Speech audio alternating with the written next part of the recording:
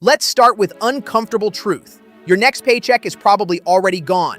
Not next month's paycheck, not next year's paycheck, the one you're waiting for right now.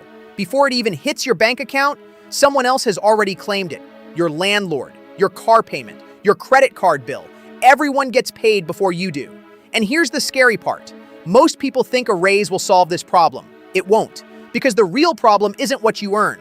It's a financial trap hiding in plain sight. And once you see it, you'll never think about money the same way again. Before we begin, if you want the money to stay in your pocket, hit subscribe, because what you're about to learn could completely change the way you think about money forever. Here's the mistake most people make. They think they're living paycheck to paycheck because they don't make enough money. But if income were the problem, people making $100,000 or even $200,000 a year wouldn't be struggling. Yet many of them are, which means something else is going on. The problem is cash flow. Money comes in, money goes out. And for most people, money goes out faster than it comes in. That's why the first thing I want you to do is this. Open your banking app. Look at the last 30 days, not your budget, your actual spending. Most people are shocked by what they find. 3 streaming services, food delivery 3 times a week, random Amazon purchases, subscriptions they forgot they had. Small expenses don't look dangerous, but together they can easily cost hundreds of dollars every month. Before you make more money, find out where your current money is going. Now here's step 2. Create margin. Margin is the gap between what you earn and what you spend. Without margin, every surprise becomes a crisis. A car repair, a medical bill, a broken appliance. Everything feels like an emergency. So your first goal is not investing. Your first goal is to create breathing room. Even an extra $100 per week changes everything. That's over $5,000 a year. More importantly, it breaks the cycle. Step 3. Stop relying on willpower. Use systems. Most people save whatever is left at the end of the month. That's backwards. The moment your paycheck arrives, move money automatically.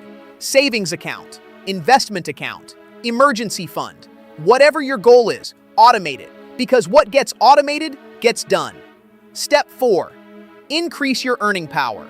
This is where most financial advice falls apart.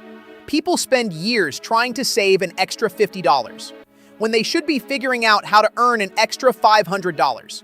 You can only cut expenses so much, but your income has no ceiling. Learn a skill the market values: sales, digital marketing, video editing, AI tools, content creation. Pick one, not 5. One. Then spend 1 hour every day improving it. 1 hour. No excuses. No skipping weekends. 1 year from now, that's over 365 hours invested in yourself. Most people won't do this, which is why the people who do often get ahead. Step 5. Avoid lifestyle inflation. This trap destroys more wealth than bad investments. You get a raise, you buy a better car, you move into a bigger apartment, you upgrade your lifestyle, and suddenly you're earning more, but your bank account looks exactly the same. Every raise should improve your net worth before it improves your lifestyle. Read that again. Every raise should improve your net worth before it improves your lifestyle. That's how wealth is built. And finally, stop asking, how can I make more money? Start asking, how can I keep more of what I earn and become more valuable?